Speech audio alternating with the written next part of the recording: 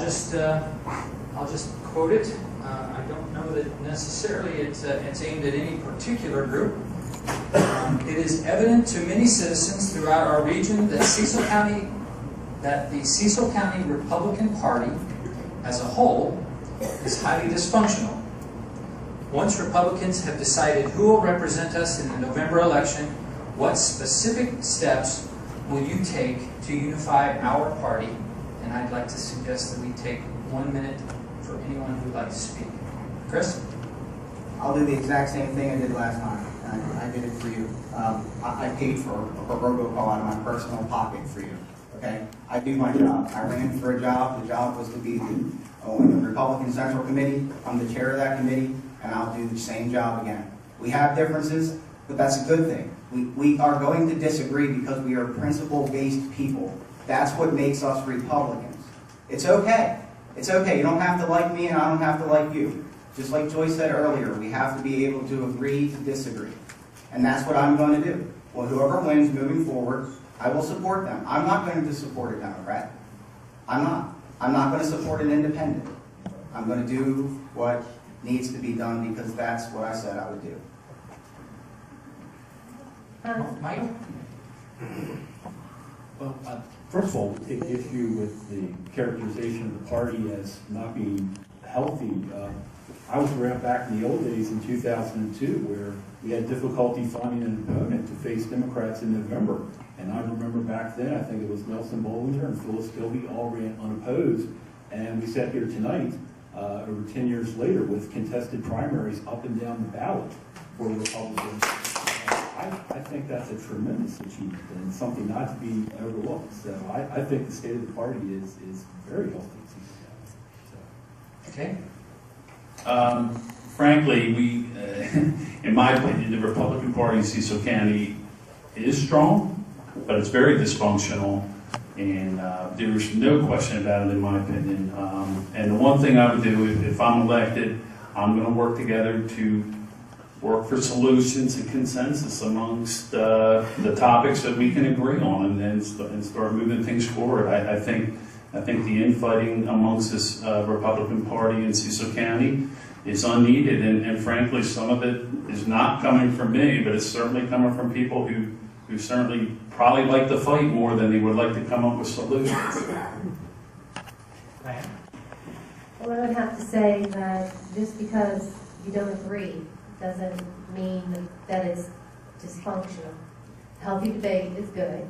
You don't have to agree, although if there is something that you feel is egregious, it's important to speak up. There's one person that's here, and I won't say their name because I don't want to break the rules, but I know he removed Republican names from political bags, people running for office because he didn't like them, and he put other information in. And, you know, I've worked hard for the Republican Party, and working together is important.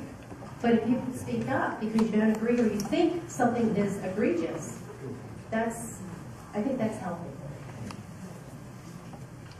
I think it's important for us to look at the Republican Party and what it originally stood for and where we are now. And I think we all need to work together. We're conservative, we're fiscally responsible, and we need to conduct ourselves in that manner and to go out with that message. And whether you're radical right or radical left, radical is we've got to come to the middle, and we've got to work hard together to make. I would love to see many more Republicans down in Annapolis. I mean, this is a Democratic state. Cecil County is pretty much Republican. We've got 5 Republicans sitting on the council right now.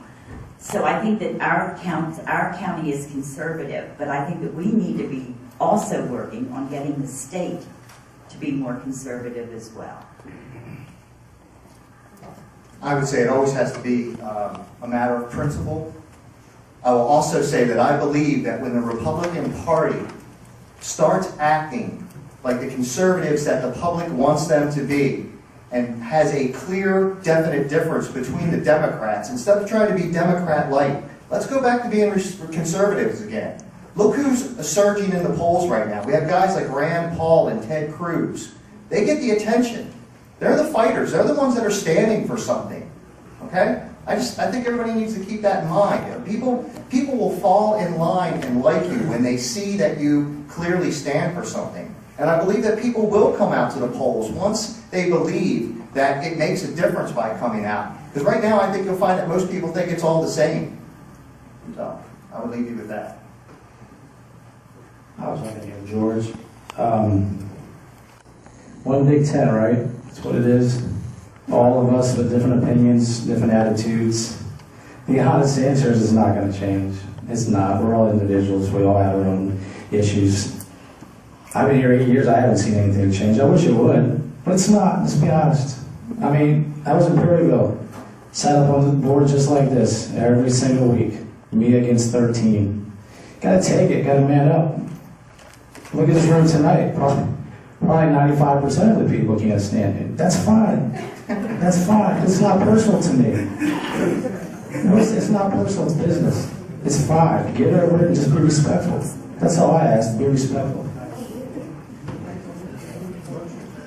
I would say one thing we have to look at as a Republican Party as we continue to see what's coming from Annapolis is we need to consolidate. We need to work together toward common objectives and goals that's sustainable. When we look to see what Governor O'Malley and those in Annapolis and the bigger counties that are doing to the Eastern Shore and Cecil County with tolls, with regulation, I mean, how much more can we take? The bottom line is we must be unified. We can all have different opinions, but we must go about it professionally. And we can settle our differences behind closed doors. But the bottom line is, as a party, we must come together and unify against the things that we believe are wrong and things that are coming in our direction from Annapolis that don't fit our lifestyle or fit our economic situation or fit what we believe is the way that our communities need to function. And those are the things that we need to focus on as a Republican Party, not trivial things out here in the public that really, at the end of the day, they just simply don't matter. We need to focus on the bigger things and keep ourselves unified. Okay, we've come to the 2-minute